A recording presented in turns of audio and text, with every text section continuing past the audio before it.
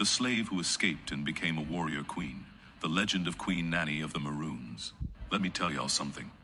There are warriors, there are queens, and then there's Queen Nanny. A woman so powerful, so feared, so brilliant, the British Empire called her a myth.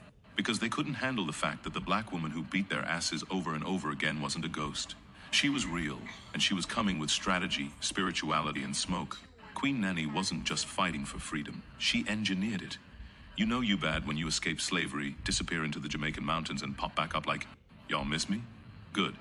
Now I'm about to organize an army, ambush redcoats, and snatch liberation out of colonialism's crusty little hands. Let's break this down. We don't know her exact birth year, but we know she was born in West Africa, likely from the Akan or Ashanti nations of Ghana, captured, shipped to Jamaica, sold into slavery to build the Sugar Empire. But the British didn't realize they imported a one-woman revolution. Sis said, I ain't staying on this plantation 1 minute longer than necessary. She escaped and found the Maroons, escaped Africans already building resistance in Jamaica's mountains.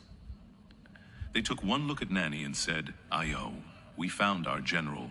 She wasn't just surviving, she became the strategic commander of the whole damn movement. This wasn't some Harriet hiding behind a tree vibe. Queen Nanny was out here planning guerrilla warfare like it was a chessboard, and the colonizers were all pawns. Night raids, plantation ambushes, precision rescues. And she was back home sipping bush tea by sunrise. British soldiers swore she had magic. They called her the Obeah woman. Basically a label for we're scared and confused.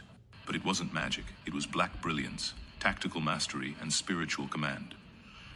Nanny's army was small, but devastating. Snipers in the trees, bamboo traps, echo-based warning systems. She was doing military engineering before West Point even knew what a jungle was. Eventually, the British couldn't take it anymore. They signed a treaty in 1739 like, yo, we surrender, just leave us alone, keep your land, just stop whooping us. And Nanny? She didn't gloat. She built Nanny Town, a sovereign maroon territory where her people could live free, defend themselves, and never bow again. She wasn't a rebel, she was a nation builder.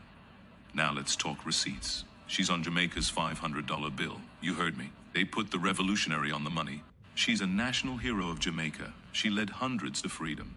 And she is still the blueprint for guerrilla resistance. But you won't find her in your school textbook. Why? Because she didn't die tragically. She didn't get caught. She didn't beg for freedom. She took it. And that's why you ain't heard of her. She ain't a victim. She's a victory.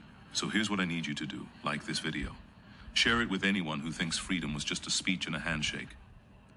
Drop this in the comments, Queen Nanny. War ready. Spirit-led.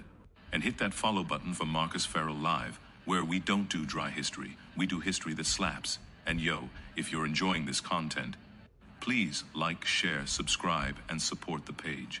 I'm trying to get into the TikTok creator pilot program, so I can get paid a little scratch for educating y'all about black freedom fighters who tore down slavery and never looked back. This is Marcus Farrell Live. And Queen Nanny? She wasn't just a queen. She was the most strategic woman the Western Hemisphere ever faced. Let the Empire know. We remember.